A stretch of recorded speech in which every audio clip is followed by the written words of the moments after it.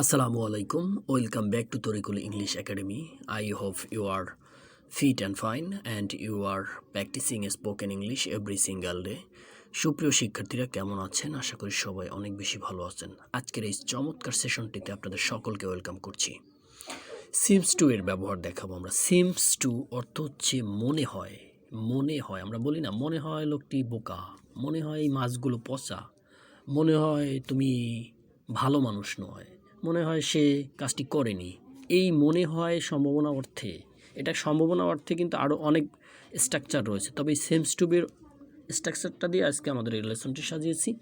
আশা করছি শুরু থেকে শেষ পর্যন্ত যদি থাকেন তাহলে একদম প্রতিটা সাবজেক্ট দিয়ে আমরা এই সেমস টু এর ব্যবহার করব এবং সাবজেক্টের সাথে সাথে আমরা যেমন পার্সনকে চেঞ্জ করব, পাশাপাশি আমরা কিন্তু এর পাস্ট, প্রেজেন্ট এবং ফিউচার এই তিনটা ক্যাটাগরিতেও কিন্তু আপনি সেন্টেন্স মেক করতে পারবেন। আশা করছি এই ক্লাসটি যদি আপনি শুরু থেকে শেষ পর্যন্ত ভালোভাবে করেন তাহলে আজকে থেকে ইংলিশে কথা বলা শুরু করতে পারবেন ইনশাআল্লাহ।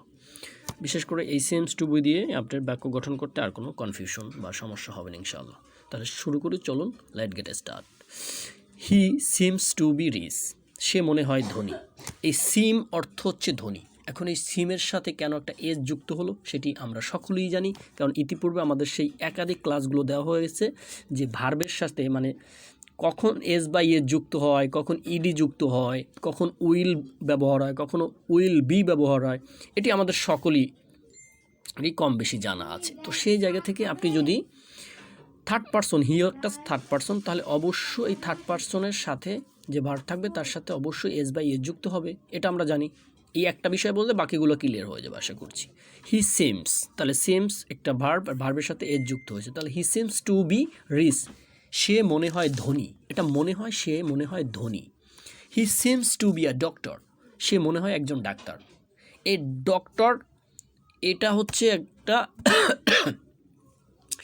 একটা ব্যক্তির অবস্থান, এই অবস্থান ইন্ট্রো মানে পরিচয়, সে একজন ডাক্তার। এই অবস্থানটার জায়গায় আপনি যে কোনো অবস্থান নিয়ে আসতে পারেন, যে কোনো অবস্থানে।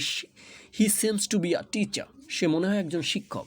He seems to be a home maker, সে মনে হয় একজন গৃহ নির্মাতা। He seems to be a lawyer, সে মনে হয় একজন আইনজীবী। হি সেমস টু বি আ কী বলা হয়, রিক্সা পুলার, সে মনে হয় একজন রিক্সা চালক। হি সেমস টু বি আ এটাকে কি বলা যেতে পারে, ডেলিভার, সে মনে হয় একজন দিনমজুরি। হি সেমস টু বি একজন গার্মেন্টস ওয়ার্কার, সে মনে হয় একজন গার্মেন্টস কর্মী। এভাবে আপনি কিন্তু একাধিক সেন্টেন্স মেক করতে পারবেন। জাস্ট আপনার একটা ইন্ট্রোকে পরিবর্তন করে আপনি হাজার হাজার সেন্টেন্স মেক করতে পারবেন। আশা করি বুঝতে পারছেন। Next, he seems to be fool. He seems to be fool, FLL, fool অর্থ বোকা, সে মনে হয় বোকা, সে মনে হয় বোকা। তাহলে আপনি যদি এখানে সাবজেক্ট চেঞ্জ করে ফেলেন, ইউ সেমস টু বি এই ফুল, তুমি মনে হয় বোকা। ইউ সেমস টু বি ফুল, তুমি মনে হয় বোকা। রহিম সেমস টু বি ফুল, রহিম মনে হয় বোকা। করিম সেমস টু বি ফুল, করিম মনে হয় বোকা। এভাবে মাহাতাব সেমস টু বি ফুল, মাহাতাব মনে হয় বোকা। আপনি জাস্ট কী করবেন, সাবজেক্ট চেঞ্জ করবেন। হ্যাঁ, সাবজেক্ট নাউন দিয়ে বলতে পারেন, এই তো আমরা নাউন দিয়ে বললাম। Tarikul seems to be honest, Tarikul মনে হয় সৎ। Tarikul seems to be honest, Tarikul একটা থার্ড পারসন, অবশ্য সেমের সাথে এর যুক্ত হয়েছে, যেমন সেমস টু বি অনেস্ট, তরিকুল মনে হয় সৎ। আশা করছি বুঝতে পারি। এই দেখেন ইউর ব্যবহার কিন্তু নিচে চলে আসছে। You seems to be clever, সে তোমাকে চালাক মনে হয়।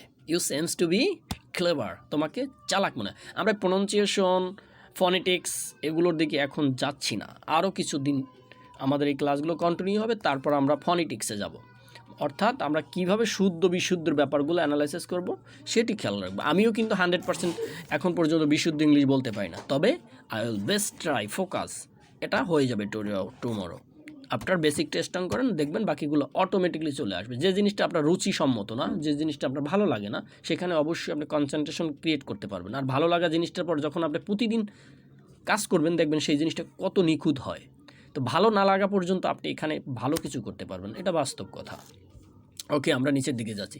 দ্য ম্যান, এইখানে দ্য ম্যান কিন্তু একসাথে, দি এবং ম্যান এটা আলাদা করলে কিন্তু বাক্য তৈরি হবে না। দ্য ম্যান, লোকটিকে, দ্য ম্যান সেমসড, এই দেখেন SWMED, seemed to be very tired, লোকটিকে মনে হয় ক্লান্ত ছিল। লোকটিকে মনে হয় লোকটি মনে হয় ক্লান্ত ছিল। এখানে একটা বাংলা টাইপিং মিস্টেক হয়েছে, আমি এটা সেরে দিচ্ছি। লোকটি মনে হয় ক্লান্ত ছিল। আশা করছি এবার ঠিক আছে। হ্যাঁ, ওকে, আমরা চলে যাই। The man সেমস to be very tired. লোকটিকে মনে হয় খুব ক্লান্ত ছিল। লোকটি মনে হয় খুব ক্লান্ত ছিল। শোনেন, বাক্যের ভিতর কিন্তু অনেক সময় টাইপিং মিস্টেক হয়, এগুলো নিজের থেকে একটু দেখে নিতে হবে। হ্যাঁ, লিখতে গেলে অনেক সময় সেন্টেন্সের এলোমেলোর কারণে এটা হয়ে যায়। এবার ঠিক আছে। The man সেমস to B tired. লোকটি মনে হয় ক্লান্ত ছিল। আশা করি বুঝতে পারছেন, এটা অতীতকে ইন্ডিকেট করছে। এই জন্য কী হচ্ছে, ভার্বের সাথে ইডি যুক্ত হয়েছে। আমরা সবাই জানি ভার্বের দ্বিতীয় ফর্ম বসবে যখন আমরা অতীতকে নিয়ে কথা বলবো, present form, past form, future form. ঠিক আছে, এরপর হ্যাভ ভার্বের আরও 3-4টা ফর্ম আছে, ওটা অন্য ক্লাসে আলোচনা করব। The boy seems to be faithful. Faithful অর্থ বিশ্বস্ত বা বিশ্বাসী, এরকম সত্যবাদিতা। The boy seems to be faithful. ছেলেটিকে বিশ্বস্ত মনে হয়। দ্য বয়, এই দ্য বয়টা কিন্তু আপনার একসাথে বলতে হবে। হ্যাঁ, ক্লাসটা একটু লং হবে বিকজ আমরা অনেকগুলো সেন্টেন্স এখানে জেনারেট করেছি এবং মেক করেছি। সো এটা একটু ধৈর্য সহকারে যদি আপনি ক্লাসটি শেষ করেন, তাহলে এই সেমস টু বি এর যত প্রকার ব্যবহার আছে সব আজকে ক্লিয়ার হয়ে যাবে। The boy seems to be faithful. ছেলেটিকে বিশ্বস্ত মনে হয়। You have to work now. আপনি এই ছেলেকে দিয়ে কাজ করাতে পারেন আজকে থেকেই বা এখন থেকেই। দ্য ফিশেস মানে মাছ। The fishes seems to be rotten. ROTTEN, rotten অর্থ পচা। মাছগুলোকে পচা মনে হয়। The fishes seems to be rotten. Rotten মানে পচা, মাছগুলোকে পচা মনে হয়। ঠিক আছে, I can see the fishes seems to be rotten. মাছগুলোকে দেখে আমার পচা মনে হয়, এরকম বলি না আমরা অনেক সময়, এটা বলা হয়ে থাকে। Okay, next. The girl seems to be clever. মেয়েটিকে চালাক মনে হয়।